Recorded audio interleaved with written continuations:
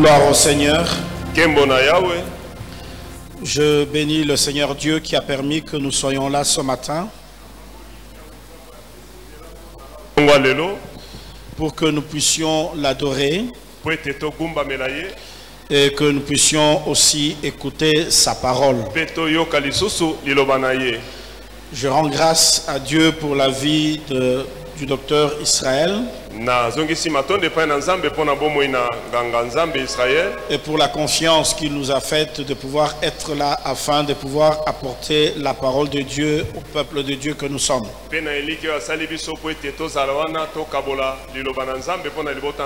Je rends grâce aussi à Dieu pour la vie de maman qui est là aussi à côté du docteur,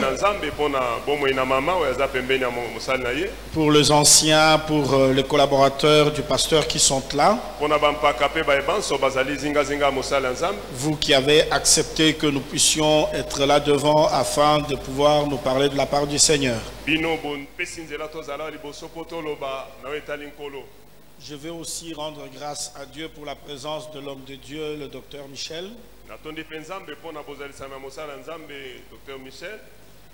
La petite partie que j'ai écouté cet homme de Dieu le mercredi, j'étais édifié beaucoup. Et j'ai senti que c'est des perles rares ou des espèces rares qui sont restées sur terre aujourd'hui. Nous avons le devoir de pouvoir protéger en priant beaucoup pour ces personnes qui sont porteurs de la vie. Amen. Amen. Ce matin, je veux nous parler brièvement sur quelque chose.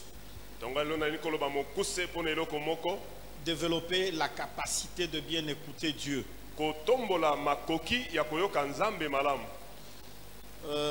C'est vrai que le docteur m'a donné 1 heure du temps, donc on va essayer un peu de jongler avec ça. Je rends aussi grâce à Dieu pour celui qui permet que je puisse parler dans une autre langue, afin que tout le monde puisse pouvoir comprendre la pensée de Dieu ce matin.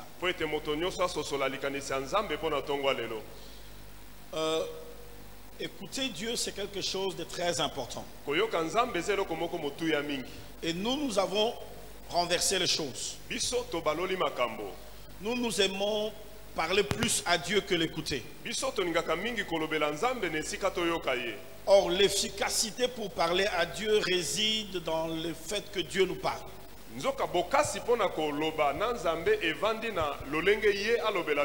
Celui qui n'écoute pas Dieu, même quand il prie, il ennuie Dieu. Je vais répéter. Imaginez-vous quelqu'un qui est à côté de vous. Et quand il arrive à vos côtés, tout ce qu'il sait, c'est vous parler, vous parler, vous parler, vous parler, vous parler. Et il ne vous donne jamais la possibilité de vous écouter. La première fois, ça peut passer. La deuxième fois, ça peut passer. Mais la troisième fois, il devient ennuyé. Donc, si la prière est définie comme la conversation avec Dieu, ne faisons pas de la prière le monologue. Là où quand nous arrivons devant Dieu, nous parlons. Et ensuite nous signons par ceci. Au nom de Jésus, Amen. Et on se lève. Et on part. Et on entre dans nos activités. Et si on vous pose la question, vous allez dire que vous avez parlé avec Dieu. Non, tu as parlé à Dieu. C'est comme si tu dis, Dieu vient, assieds-toi là. J'ai des choses à te dire. Et tu le fais le lundi. Tu le fais le mardi. Tu le fais le lundi, tu le fais le mardi, tu le fais le mercredi, tu le fais le jeudi, vendredi, samedi, et même quand nous venons ici, tu le fais encore. Et nous estimons que Dieu ne peut nous parler que lorsque le prédicateur prend le micro. Cela veut dire que nous avons éliminé toutes les possibilités où Dieu peut nous instruire en nous donnant des directives claires et précises. Qu'est-ce qui est mieux pour nous? C'est d'écouter Dieu ou bien de parler à Dieu. Lorsque Dieu nous parle, il nous avertit, il nous instruit, il nous prévient sur un certain nombre de choses, il nous donne des directives pour que nous puissions acter, pour que nous puissions agir.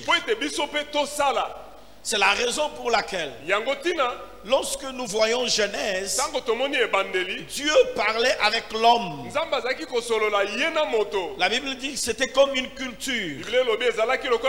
Il descendait pour dialoguer avec l'homme. Dis-moi, qu'est-ce qui s'est passé aujourd'hui? J'étais établi ici pour entretenir le jardin. Quelles sont les difficultés que tu as eues ce matin? Et l'homme pouvait parler à Dieu. Même le jour où l'homme s'est révolté contre Dieu, voyez ce qui s'est passé. Il est allé se cacher pour ne pas entendre la voix de Dieu. Et même là, Dieu l'a suivi parce que Dieu voulait communiquer avec lui. Monsieur, tu es où? Je ne te vois pas là où nous avons l'habitude de nous rencontrer. J'ai entendu ta voix et je suis allé me cacher. Dis, tu es allé te cacher? Pour quelle raison? Est-ce que tu as désobéi à l'ordre que je t'ai donné? Oh, c'est la femme que tu m'as donnée. Même dans le péché, il y avait toujours le souci de Dieu de communiquer avec l'homme. Est-ce que quelqu'un d'entre nous suit ce matin? Donc on ne peut pas dire que si nous sommes dans le péché, Dieu ne peut pas nous parler. C'est faux. Même le païen, Dieu leur parle. Est-ce que quelqu'un est en train de me suivre? La vision qui détermine, on va dire, l'ordre que Dieu veut établir sur la terre, c'est un païen, Nebuchadnezzar, qui a reçu cette vision-là. Même si ça a été interprété par Daniel. Mais cette vision de la grande statue qui était d'or, l'argent, fer et argile, et qui représentait les différents royaumes, c'est le païen, c'est un païen, un roi païen qui l'a reçu. Pour amener Joseph à côté de Pharaon, Dieu a parlé à Pharaon sur des choses qui allaient arriver dans la suite de temps, afin que Joseph puisse l'interpréter pour que la race humaine ne soit pas détruite. Donc cela veut dire que Dieu parle même aux païens. Dieu peut parler aux arbres. Dieu parle aux animaux. Souvenons-nous de Balaam qui voulait aller maudire le peuple de Dieu. Dieu a utilisé la bouche d'un âne pour lui dire, tu me montes tous les jours, tu montes sur mon nom tous les jours, je ne t'ai jamais résisté. Mais aujourd'hui pose-toi la question, parce que l'âne voyait l'ange devant lui, pendant que le prophète n'avait pas la capacité de discerner. Mais l'animal pouvait discerner et comprendre le langage de Dieu. On ne doit pas aller là-bas pour maudire le peuple que Dieu a déjà maudit. Mais le prophète, à cause du gain matériel, il voulait aller maudire le peuple. Donc Dieu parle. Lorsque Dieu ne parle pas, c'est la mort. Quand Dieu ne parle plus, c'est la mort. Lorsque Dieu ne parle plus, l'homme commence la religion. L'homme commence à imaginer les choses en lieu et place de Dieu. Pendant 400 ans, Dieu n'a pas parlé entre Malachie et Matthieu. Et pendant tout ce temps, qu'est-ce que les gens faisaient? Mais ils faisaient des choses qui n'avaient rien à voir avec la pensée de Dieu.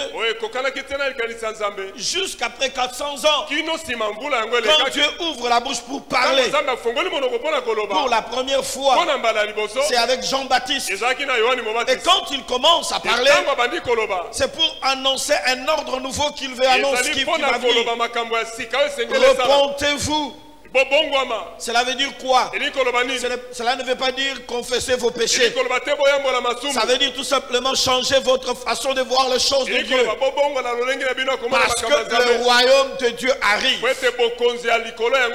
Et lorsque Dieu parle, ça nous permet de nous récalibrer. Ça nous permet de comprendre où nous sommes en train de partir. Tu as une destinée prophétique. Tu as une destinée prophétique. La communauté a une destinée prophétique. Parce que Dieu a dit. Si Dieu n'avait pas parlé à Israël, à partir d'Abraham, Israël ne saurait pas. Et il avait une destinée prophétique en Canaan. Lorsque Dieu va voir Moïse dans le buisson ardent, quand Moïse s'approchait, tout de suite Dieu a commencé à parler. Et une conversation a commencé entre Moïse et Dieu pour dire ne t'approche pas.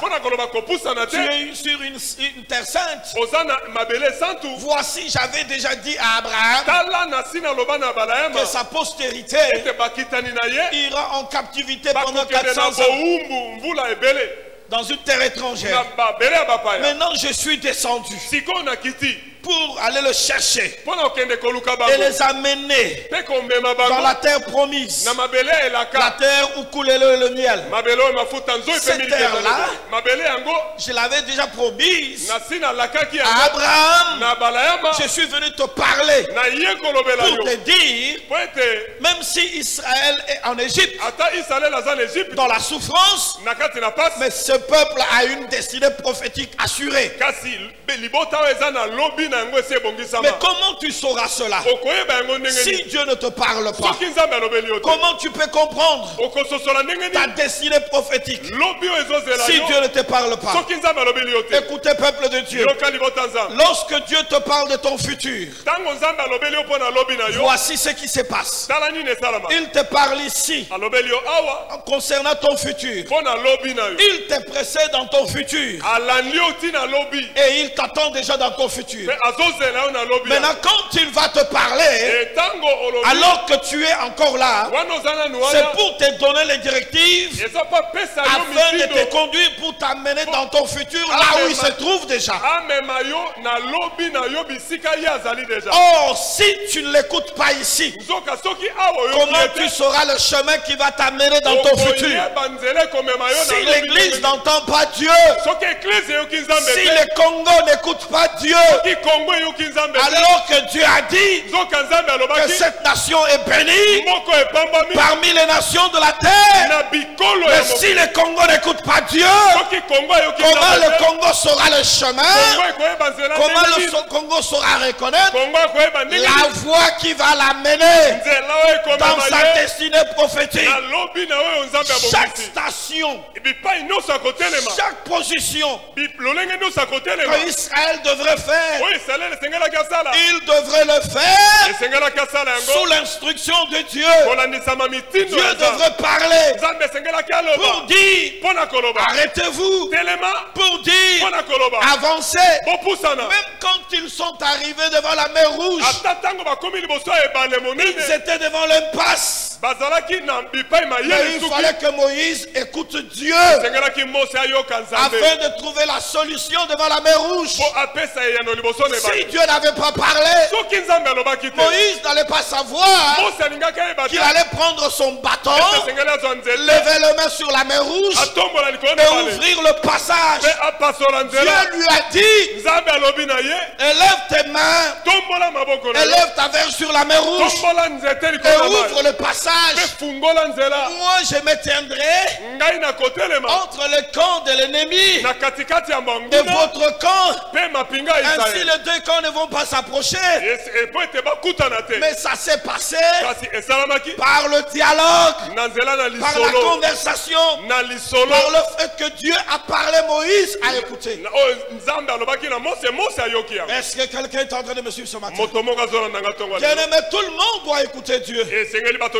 Écouter Dieu ne doit pas être réservé aux prophètes. Nous sommes tous de la race de prophètes. Je ne sais pas si quelqu'un m'entend. Nous sommes tous de la race de prophètes. Parce qu'en Dieu, par le Saint-Esprit qui habite en nous, écoutez ce que Jésus dit. Quand il viendra, quand il sera en vous, il vous annoncera des choses à venir. Il prendra ce qui est à moi et il vous l'annoncera. Mais il va vous l'annoncer comment? Si toi tu ne l'écoutes pas, pendant qu'il veut t'annoncer, toi tu es là en train de lui parler. Et tu penses que prier pendant 3 heures sans s'arrêter, tu es un homme vaillant. Non, tu es un fou. Parce que tu parles et tu ne reçois pas les instructions en retour. Le Saint-Esprit ne te parle pas. Nous devons développer la capacité de bien écouter Dieu. Amen. Amen. Amen. Amen. Amen. Amen. Voilà. J'ai un problème de l'introduction. Ok, j'ai encore du temps. Je vais nous donner rapidement le bénéfice, 3 bénéfices lorsque tu écoutes Dieu. Donc je donne rapidement 3 bénéfices. Et puis j'introduis avec un seul élément qui va te permettre de pouvoir écouter Dieu. Et puis je m'arrête là. Le premier bénéfice. Nous allons prendre rapidement Jean chapitre 1 verset 1er.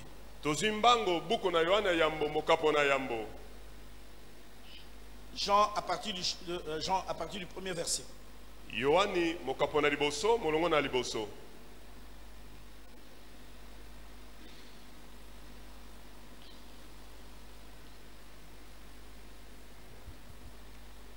Pour ceux qui notent, notez ceci.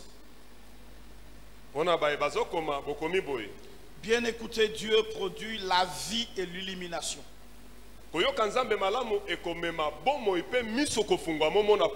Merci. Ceux qui ont appris à écouter Dieu, écouter Dieu, ça te donne la vie. Et écouter Dieu, ça te donne d'être illuminé. Vous savez pourquoi est-ce que certains païens, on les appelle les Illuminati? En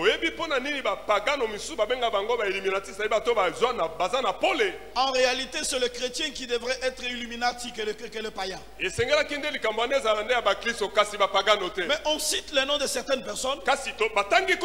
Mais nous avons même peur d'eux.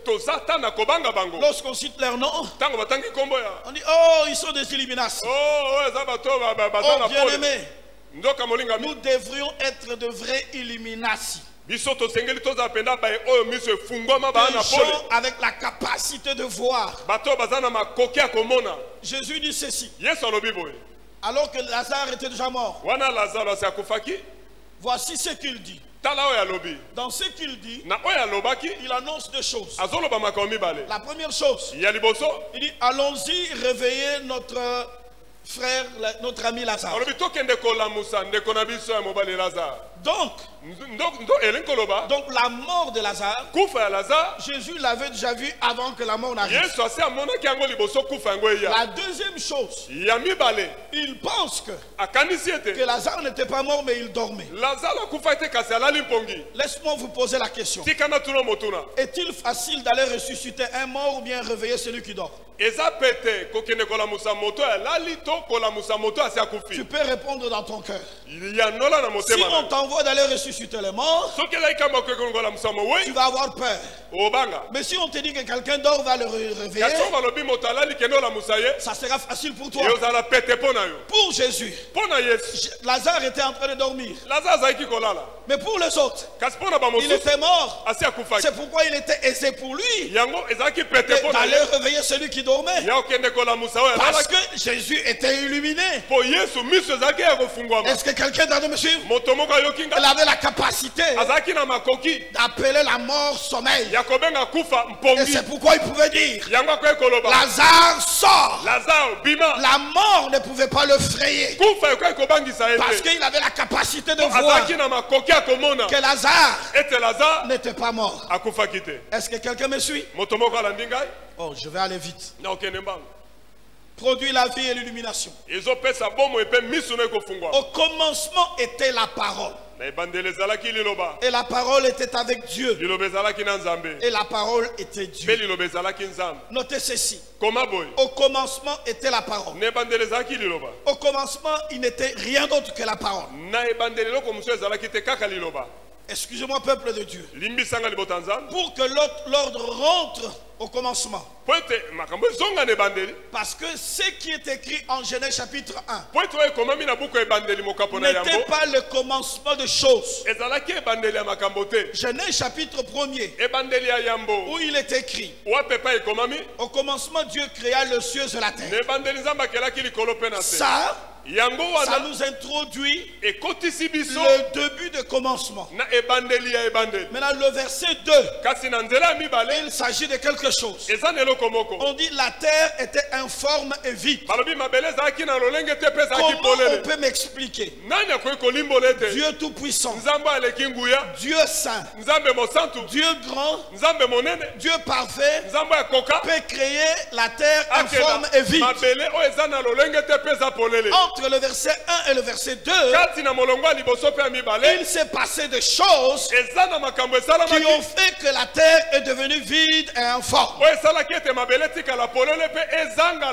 Maintenant, la parole au commencement, c'était pour donner la forme et pour remplir la terre qui était vide. Dieu n'avait pas besoin d'autre chose. Il n'avait besoin que de la parole pour pouvoir donner la forme à la terre et pour pouvoir remplir la terre. Donc vous comprenez que la parole, elle est très importante. Lorsque Dieu te parle, oh, tu auras la forme. Quand Dieu te parle, si tu es vide, et tu seras rempli. Laissez-moi vous dire ceci. La nature a horreur du vide. Si tu es vide, tu seras rempli par quelque chose. Lorsqu'un démon sort de quelqu'un, lorsqu'il va dans les lieux déserts, il se dit je dois rentrer dans ma maison. Et quand il revient dans sa maison, voici ce qu'il trouve: une maison balayée, une maison propre, mais une maison vide. L'ordre dans la maison la propreté dans la maison ne va pas empêcher le diable de revenir. Ce qui va empêcher le diable, c'est lorsque cette maison est remplie par autre chose. Quand Dieu parle, c'est pour donner la forme. Quand Dieu parle, c'est pour te remplir. Est-ce que quelqu'un est en train de me suivre? Amen. Amen. Maintenant regardez le verset 2. Elle était au commencement avec Dieu. La parole. Elle était au commencement avec Dieu. Toutes choses ont été faites par elle. Et rien de ce qui a été fait n'a été fait sans elle. Rien de ce qui a été fait n'a été fait sans elle. Rien de ce qui sera fait ne sera fait sans elle. Tout ce que Dieu va faire avec toi, ça ne passera que par lorsque Dieu te parle. Je dis ceci. Rien de ce qui a été fait n'a été fait sans elle. Tout ce qui existe existe parce que Dieu a parlé. Il regarde les ténèbres et voici ce qu'il dit: que la lumière soit, et la lumière fut. La lumière apparut alors qu'il n'y avait pas de luminaire. Les luminaires ont été créés le 4e jour. Mais le premier jour, le deuxième et le troisième, il y avait le jour, il y avait la nuit. Qu'est-ce qui a fait qu'il y ait le jour et la nuit? Mais c'est ce que Dieu a dit. Est-ce que quelqu'un est en train de me suivre? Lorsque Dieu voulait créer le poisson, il commande aux eaux. Il dit que les eaux produisent toutes sortes d'êtres. Le poisson a été créé par l'ordre de la parole qui a été donné aux eaux. Or, au verset 3, la Bible dit ceci: le Saint-Esprit était en train de survoler sur les eaux. Mais dans ces eaux-là, il n'y avait pas de poisson. Le poisson est arrivé dans l'eau lorsque Dieu a commandé à l'eau de produire le poisson. Qu'est-ce que tu peux avoir si Dieu ne te parle pas? Dans quelle destinée tu iras si tu n'as pas entendu Dieu te parler? C'est quand Dieu te parle que tu vas commencer à avoir le sens de la vie. Rien de ce qui a été fait n'a été fait sans elle. Oh, regardez le verset 4. En elle était la vie, et la vie était la lumière des hommes. Je vous ai dit ceci: lorsque Dieu nous parle, ça produit la vie, et deux, ça produit la lumière. Maintenant je vais revenir là-dessus si le temps me permet. On dit ceci: en elle était la vie. En quoi? En la parole. Excusez-moi. La vie se trouve à l'intérieur de la parole. Je répète. La vie se trouve à l'intérieur de la parole. Je le répète. La vie se trouve à l'intérieur de la parole. Donc cela veut dire que quand Dieu te parle, il faut aller trouver la vie qui est à l'intérieur de la parole. Je donne souvent cet exemple. On peut te donner un avocat. Il y a deux parties. Il y a la chair que nous aimerions tous manger. Lorsque tu manges l'avocat avec du pain, oh, c'est trop bon. Ça fait du bien, surtout au petit déjeuner. Surtout au petit déjeuner. Mais si tu veux avoir plusieurs avocats, tu as besoin du noyau qui se trouve à l'intérieur de l'avocat. Est-ce que quelqu'un est en train de me suivre? Très souvent, lorsque la parole sort, nous crions Alléluia. Et beaucoup interagissent avec la chair de la parole. Comme interagissent les gens avec la chair de l'avocat. Or, la vie se trouve dans le noyau qui se trouve à l'intérieur de l'avocat.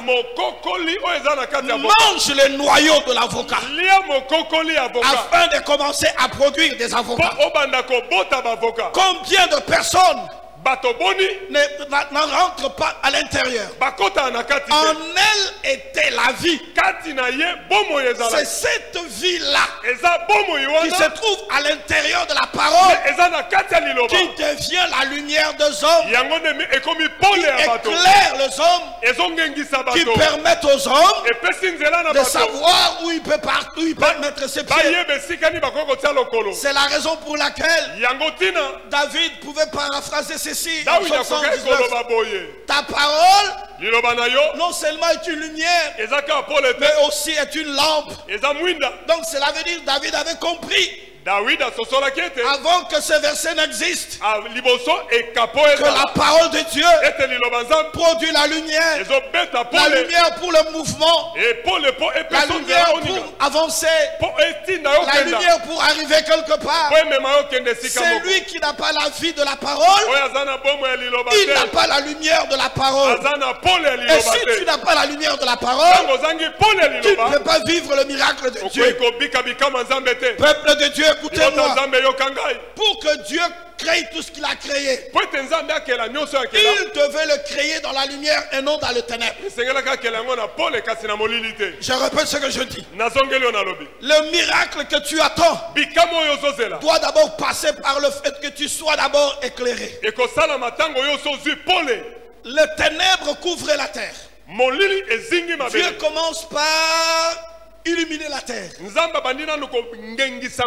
Et il a choisi la partie de lumière. La partie de la journée où il y avait la lumière. Pour produire le miracle.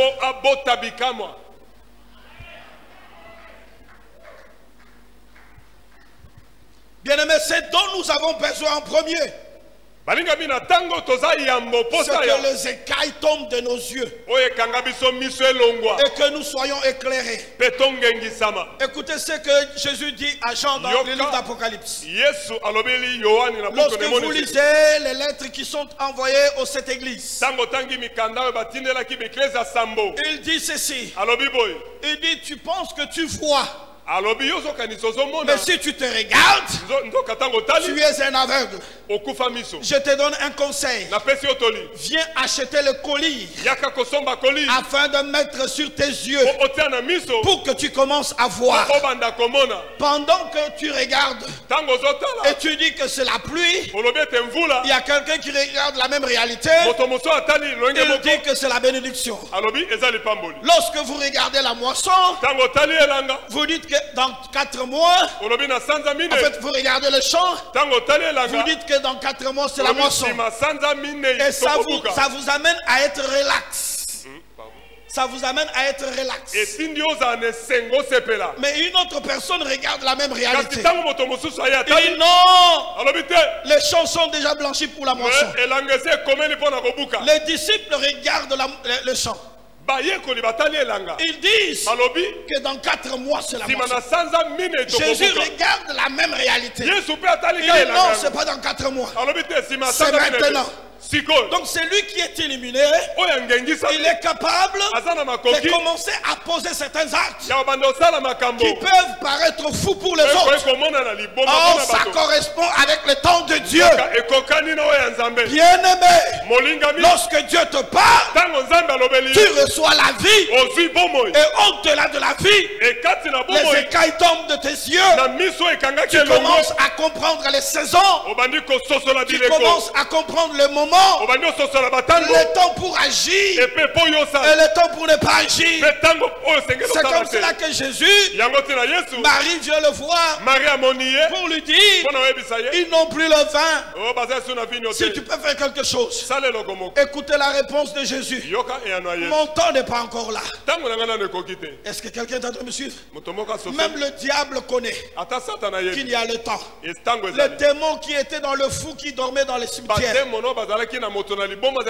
ils disent à Jésus, tu veux nous envoyer dans l'enfer? Ce n'est pas encore notre temps. Nous avons la possibilité de vivre encore. Jésus n'a pas discuté avec le démon parce qu'il connaissait leur temps. Mais toi, tu ne connais pas ton temps. Alors qu'il est temps pour toi de pouvoir aller plus loin dans la vie. Mais tu es en train de dormir. Pourquoi? Parce que tu as les yeux sur tes yeux. Ma prière ce matin est qu'au son de ma voix, que tous ceux qui avaient les écailles sur leurs yeux dans cette salle et ceux qui me suivent sur Facebook ou sur autres réseaux sociaux, voient leurs écailles tomber maintenant par le fait que le collier de la parole de Dieu vient vers vous au nom de Jésus-Christ. Je déclare, lorsque Dieu te parlera, à tout moment que tu entends la voix de Dieu, que tu la discernes, que tu la comprennes, afin que la vie qui vient de la vie de la parole t'amène l'illumination, pour que tu aies la clarté. La clarté. Deuxième bénéfice. Deuxième bénéfice.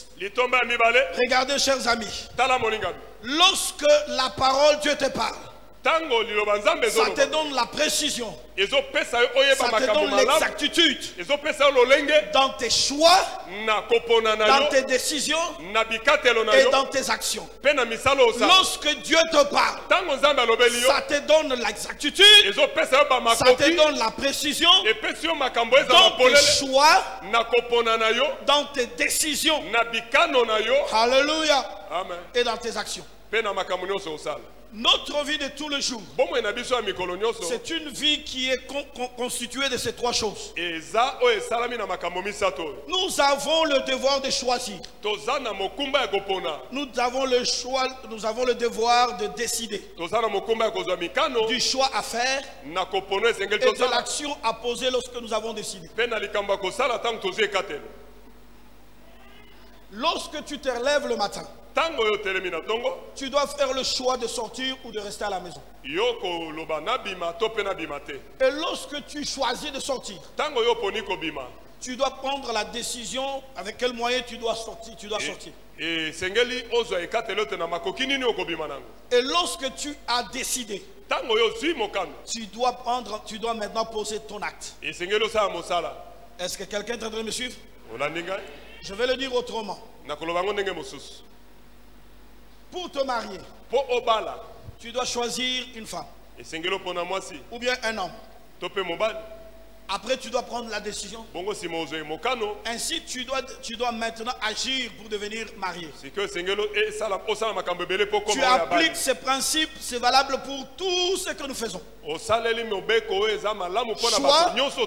Choix, décision, agir. Or, pour faire le choix, si Dieu ne te guide pas, tu vas mal choisir. Parce que le monde est comme un grand carrefour. Là où il y a plusieurs axes. Tu arrives dans le carrefour, tu dois voir un panneau indicateur qui te montre qu'au milieu de ces axes, tu dois prendre le dernier axe. Et lorsque le choix t'est révélé, tu vas prendre la décision. C'est par là que je vais partir. Ainsi, tu te mets en chemin pour aller agir selon le choix et la décision que tu viens de prendre.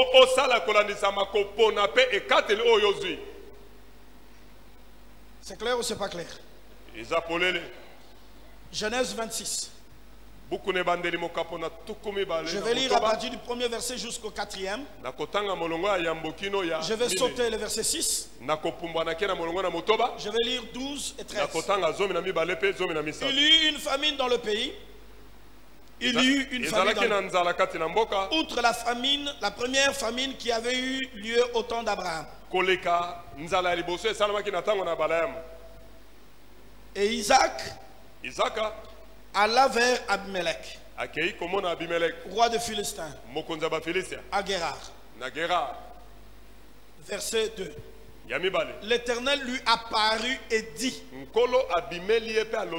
descends pas en Égypte. Demeure dans le pays que je te dirai. Le pays dans lequel Dieu lui dit de demeurer, c'est le pays où il y avait la famine. Oh, alléluia. Est-ce que vous êtes en train de me suivre? Le pays dans lequel Dieu va lui demander de résider, de demeurer, c'est le pays dans lequel il y avait la famine. Quand Dieu dit ne descends pas en Égypte, c'est parce que tout le monde allait en Égypte. C'est supposé qu'il y avait le secours en Égypte. Cela veut dire qu'il y avait, on va dire, la survie en Égypte. Dieu lui dit non, ne pars pas en Égypte. Reste ici. Demeure dans ce pays que je t'indiquerai. Regardez la suite. Séjourne dans ce pays-ci. Je suis avec toi. Et je te bénirai. Je suis avec toi. Tu demeures dans le pays de famine, mais sois sûr que je suis à ses côtés. Même si tu ne le sens pas, mais si tu as reçu la parole qui vient de te dire que je suis avec toi, les sensations physiques ne veulent rien dire. Au moment où Dieu m'a dit je suis avec toi, je ne te laisserai point, je ne t'abandonnerai point, même si je suis dans le trou, comme Joseph dans le trou, il est avec moi dans ce trou, comme Shadrach, Meshach et Abednego dans la fournaise ardente. Même s'il ne m'a pas dit je vous ai déjà précédé, mais du moment qu'il m'avait dit, parce qu'il ne change pas, du moment qu'il a dit je serai avec toi et je ne t'abandonnerai pas, je suis sûr et certain, même quand je péché, il est toujours avec moi. Alléluia. Est-ce que quelqu'un me suit? Le Saint-Esprit ne nous quitte pas parce que nous avons péché. Sinon, quand nous péchons, le Saint-Esprit quitte. Quand nous venons à l'église, on demande au Saint-Esprit de venir, il revient. Nous sortons de l'église, nous péchons, il part.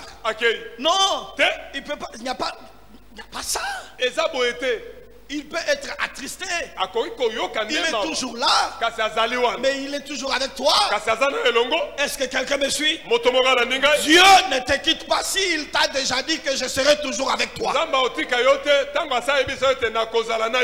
Il dit à Isaac, je serai avec toi, je te bénirai, car c'est à toi et à ta descendance que je donnerai toute cette terre. Je tiendrai ainsi le serment que j'ai prêté à ton père bien-aimé.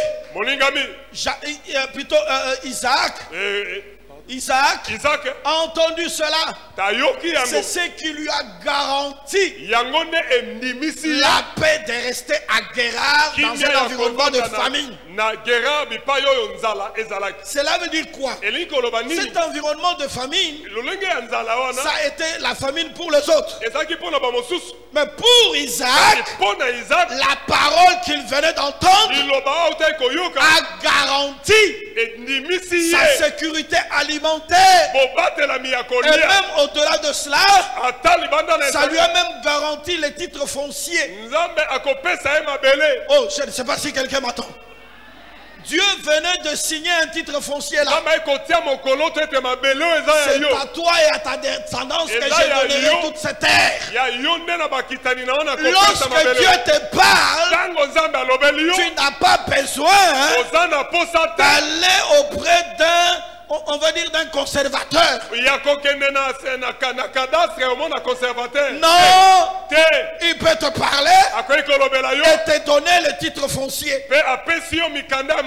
C'est ce qu'il a dit à Josué. Tout lieu où foulera la plante de tes pieds, je te le donnerai. Oh, toi tu n'as besoin que de fouler tes plantes de pieds d'un endroit. Si Dieu te l'a dit, c'est un titre foncier. Regarde ce que Dieu dit à Abraham lorsqu'il venait de se séparer d'avec l'autre.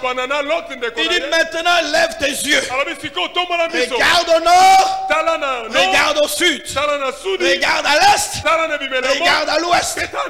Moi l'Éternel Dieu à qui appartient la terre, je te dis, c'est ça ton titre foncier. Même là où l'autre est parti, lorsqu'il a choisi le premier, s'il était parti à l'est, c'était aussi l'est que Dieu a donné à Abraham. Malgré qu'il avait choisi le premier, il est allé quelque part, soit au nord, soit au sud, soit à l'est ou à l'ouest. Le fait de choisir le premier ne pouvait pas empêcher Dieu à donner à Abraham même ce que l'autre avait choisi. Je ne sais pas si je ne sais pas si vous comprenez cela. Bien aimé, quand Dieu parle, ce qu'il a dit est devenu une réalité. Maintenant, je vais vous montrer un seul point qui va vous montrer comment est-ce qu'on n'amène pas ce que Dieu a dit à la réalité.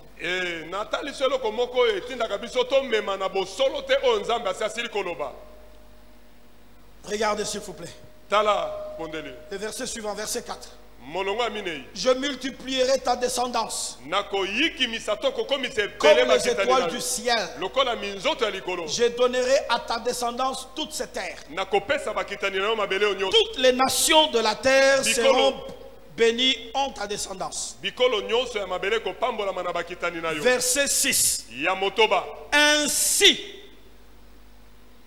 Ainsi Isaac resta à Guérar.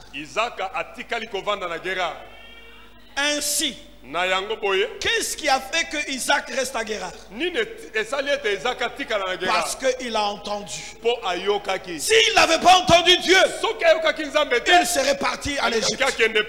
C'est parce qu'il a écouté Dieu, il est resté à Guérar. Le choix de rester, la décision de rester, c'est parce que Dieu lui a parlé. Il est resté dans le milieu de la famine. Il est resté dans le désert.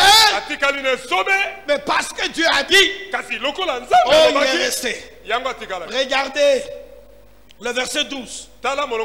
Isaac s'aima dans ce pays. Il a eu le choix, motivé par Dieu à parler, il a décidé de rester. Maintenant, en restant, Isaac pose les actions. Il peut maintenant agir. Isaac s'aima dans ce pays, le pays où il y avait la famine. N'oubliez pas qu'il était à Guérar. Bien aimé, suivez-moi très bien. Il est resté où? À Guérar. Dans un environnement où il y avait la famine. Isaac va rester à Guérar, au milieu de la famine. Maintenant, il va décider de s'aimer dans un environnement où il y avait la famine. Écoutez, peuple de Dieu. Et il récolta cette année-là le centuple, car l'Éternel le bénit. Dieu a dit ceci: je te donne cette terre. Même la terre a entendu, ainsi dit l'Éternel. Lorsque la terre reçoit la sémence d'Isaac, la terre reconnaît que cette sémence, c'est la sémence d'Isaac. Parce que Dieu a dit. La terre a entendu ce que Dieu a dit à Isaac. La terre stérile, elle s'est mise dans la position de recevoir la semence d'Isaac et de la retourner au centuple. Parce que Dieu a parlé. Bien-aimé, lorsque Dieu parle, les choses peuvent paraître stériles, mais ce n'est pas stérile pour toi. Pour qui Dieu a parlé. C'est la raison pour laquelle tu dois te battre pour entendre Dieu te parler. Il doit te parler le matin. Il doit te parler à midi. Il doit te parler le soir. Il doit te parler la nuit. Écoutez ce que Job dit. Dieu parle tantôt d'une manière ou d'une autre. Cependant, on lui prend point garde. Dieu te parle tous les jours. Même quand tu regardes ta télévision. Même quand tu es avec ton bébé. Même quand tu es en train de préparer, Dieu peut utiliser n'importe quel moyen pour te parler. Mais le problème c'est quoi? Cependant, on y prend point garde. Dieu nous avertit, mais nous sommes tellement religieux, bloqués dans certains principes, et cela nous empêche d'écouter Dieu lorsqu'il nous parle. Est-ce que quelqu'un est en train de me suivre? Il me reste 5 minutes. 10 minutes. Non, je ne veux pas dire que je suis au début de mon introduction. Amen. Regardez verset 13. Cet homme devint riche. Et il alla s'enrichissant. De plus en plus, au point d'être vraiment fort riche. Qu'est-ce qui a fait que Isaac est devenu fort riche? C'est pas parce qu'il a semé. Parce qu'il a écouté Dieu. Il a fait le choix. Il a pris la décision. Il a agi.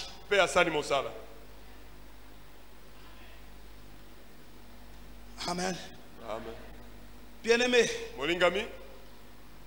j'ai prié beaucoup dans la dimension religieuse de la prière.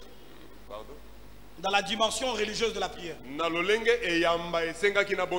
Jusque le jour où j'ai appris à faire les choses d'une manière inversée.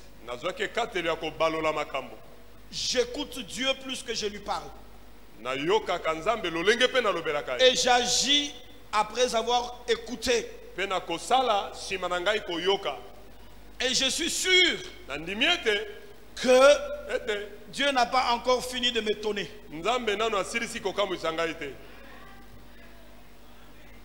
Merci d'avoir dit Amen pour moi. Mais j'aimerais bien que tu commences à dire Amen pour toi-même.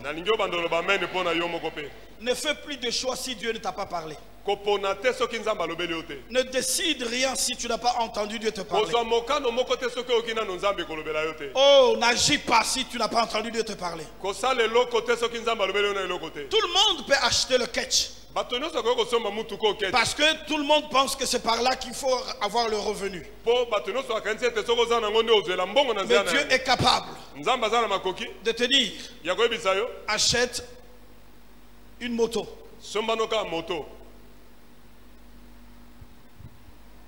Ah non, vous n'avez pas compris ça. Les Congolais font ce que ils voient les autres faire. Un jour, je suis au niveau de... Comment vous appelez ça? Au niveau de Kasavubu. Mariano. Je vois les couvertures. Hein? Les couvertures, hein? Qu'on amène soit au deuil, soit au cimetière. Soit au deuil, soit au cimetière. J'étais étonné et au même moment scandalisé. À peu près 10 shops. Hein? Donc où il n'y avait que des couvertures, comme commerce. Donc cela veut dire que lorsque on donne la dot de couverture, on va aller vendre ça là-bas.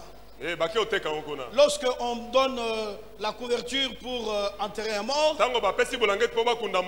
on va aller vendre ça là-bas. Ça devient un commerce. Mais tu t'es lancé dans un commerce qui ne t'appartient pas. Parce que tu t'es retrouvé avec 15 couvertures. Et tu penses que c'est ce que Dieu veut que tu fasses.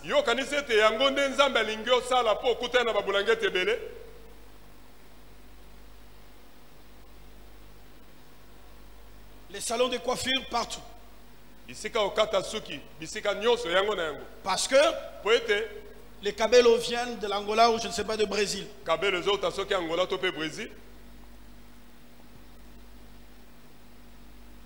Tout le monde fait ce que tout le monde fait. Quand est-ce que tu feras ce que Dieu va te dire de faire qui est propre à toi?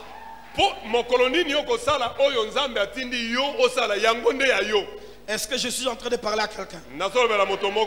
J'aimerais que dans cette communauté, les jours où Dieu va me donner la possibilité de revenir, que je trouve des hommes et des femmes en train de faire les choses pour lesquelles ils ont entendu Dieu leur parler clairement. Je viens briser l'esprit de monotonie et de suivre ce que les autres font.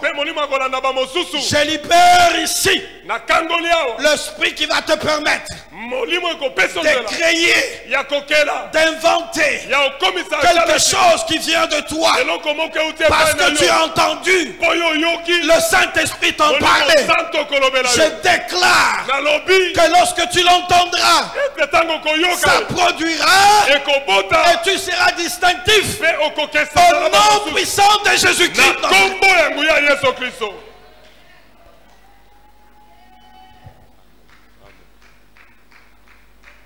Amen. Amen. Troisième bénéfice.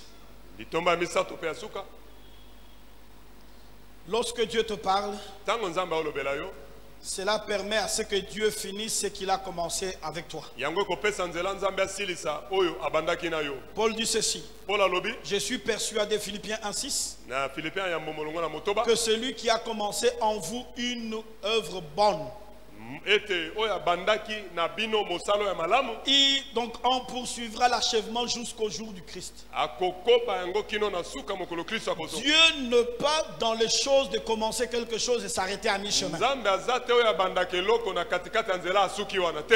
Il prend Israël de l'Égypte. Dès qu'ils ont traversé la mer Rouge, c'était le point de non-retour. Ils se sont rebellés avec les intentions de retourner en Égypte. Personne n'est retourné en Égypte.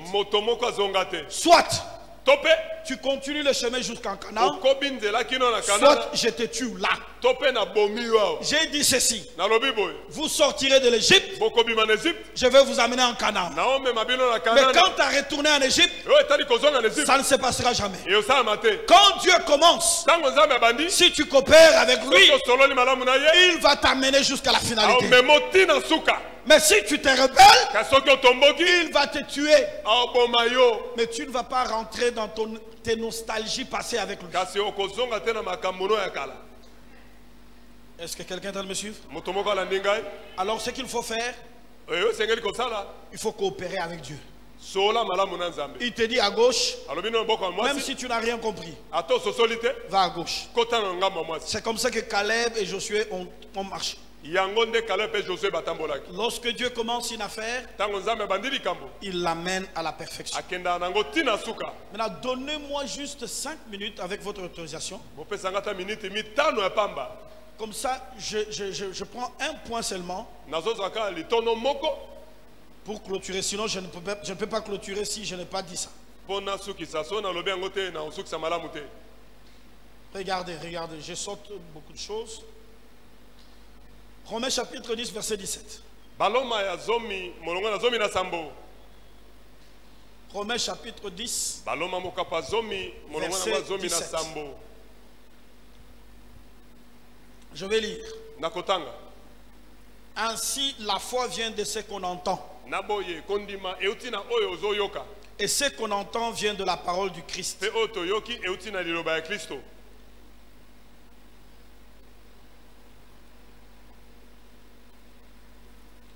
La foi ne vient pas de la parole de Christ.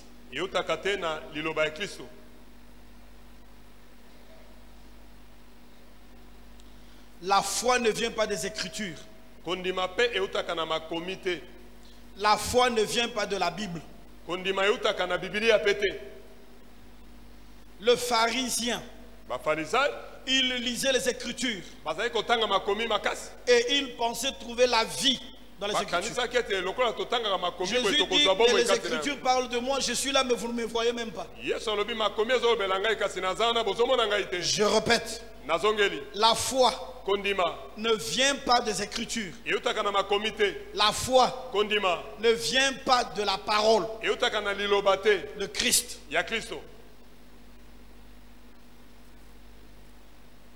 La foi vient de où? De ce qu'on entend. Et ce qu'on entend vient d'où? De la parole du Christ. Donc cela veut dire que Christ parle. Tu dois entendre afin que cela produise la foi. La foi ne vient pas de la parole de Christ. La foi vient de ce que tu entends qui vient de la parole de Christ. Je répète. La foi ne vient pas de ce que de la parole de Christ. Mais elle vient de ce que tu entends lorsque tu entends la parole de Christ. Quand Dieu te parle, qu'est-ce que tu entends? Lorsque tu lis les Écritures, qui lis-tu? Ça c'est la question que Jésus a posée aux pharisiens.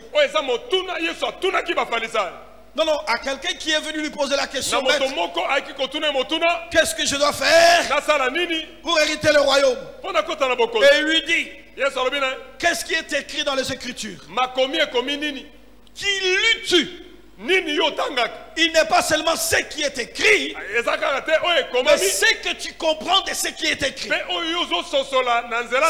tu ne comprends rien de ce qui est écrit, Dieu ne te parlera jamais. Pendant que je suis en train de te parler, Dieu est en train de te parler. Mais tu ne comprendras ce que Dieu te parle que lorsque tu comprends ce que Dieu te parle. Écoutez-moi, peuple de Dieu. Matthieu chapitre 13. La Bible parle de la parabole du semeur. 4 sortes de terre. Dieu parle à 4 cœurs. Dans le premier cœur, la sémence est valable. La sémence a la vie à l'intérieur. Mais elle ne peut pas produire parce que ce cœur est semblable au long du chemin. Cela veut dire le lieu accessible aux oiseaux pour venir récupérer ce qui a été semé. Ici le problème ce n'est pas la parole. Le problème c'est l'état de ton cœur. L'état du cœur de celui qui écoute la parole. Deuxième sorte de cœur, c'est parmi les épines, plutôt parmi les pierres.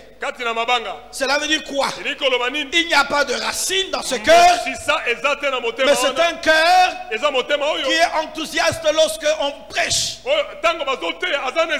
C'est des gens que vous voyez dans l'assemblée. Quand on prêche, docteur, ils se mettent debout, ils déclarent Amen, ils disent Alléluia, ils viennent sceller la parole, mais ils n'ont rien compris parce qu'il n'y a pas de racine en eux. Ils reçoivent la parole avec joie. Mais lorsqu'ils sortent, et quand il y a les épreuves, à cause de la parole qu'ils venaient de recevoir, parce qu'il n'y a pas de racine, ça ne peut pas produire. Et cette parole-là meurt. Oh, il y a une troisième sorte. C'est parmi les épines. Ceux qui reçoivent la parole, mais les soucis de la vie, mais les soucis de richesse viennent étouffer la parole qu'ils ont reçue. Mais ils ont reçu la parole, mais elle a grandi, et même elle a porté les fruits, mais les fruits qui ne sont pas arrivés à la maturité. Ça ne peut pas faire quoi que ce soit, ça va mourir. Maintenant, regardez. Si nous voulons diviser l'église en 4 sortes de cœurs, de ceux qui reçoivent la parole, nous allons dire ceci. La parole que je libère ici va échouer dans 3 sortes de terre. Donc cela veut dire quoi? 3 quarts a anéanti la semence. Donc cela veut dire que la semence ne peut produire que dans 1 quart. Cela veut dire quoi? Si nous prenons 100, nous divisons par 4, nous n'aurons que 25% de là où la parole peut produire. Et même dans 25%, la Bible dit ceci: une semence produit 30, une semence produit 60, et une semence produit 100. Lorsqu'on prend les 25%, on divise par 3 pour obtenir la semence qui a produit 100%. C'est le 1 tiers. Donc le 1 tiers de 25, c'est 8% seulement. Lorsqu'on regarde dans une assemblée telle que nous sommes là, la terre dans laquelle la semence peut produire, sur 100%, sur 100%, 98%, 92%.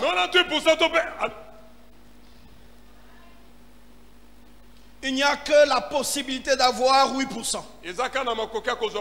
Pour avoir le 100%. Voici les églises que nous avons. Lorsque la parole vient, elle est anéantie dans 92% de ceux qui viennent écouter la parole de Dieu tous les jours dans nos assemblées.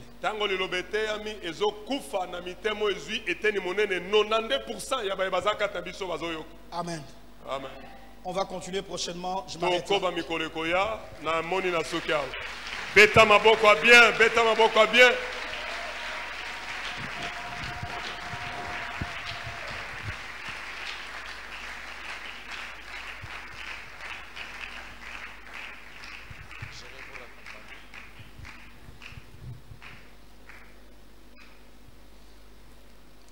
C'est pourquoi le Seigneur Jésus disait toujours, quand il finissait, parler parabole,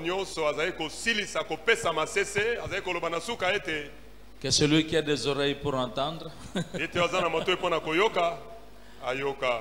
Amen. Amen.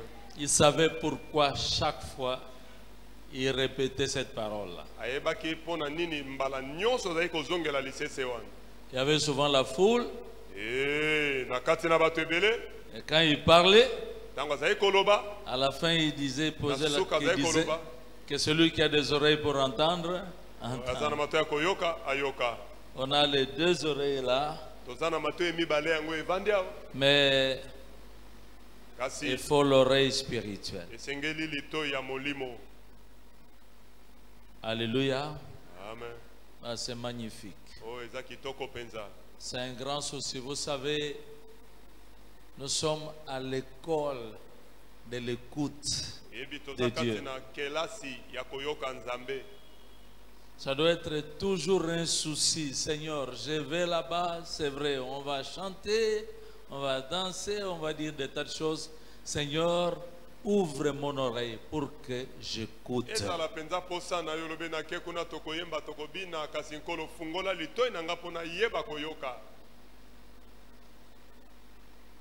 Est-ce qu'on peut se lever faire la prière, prier? Je crois que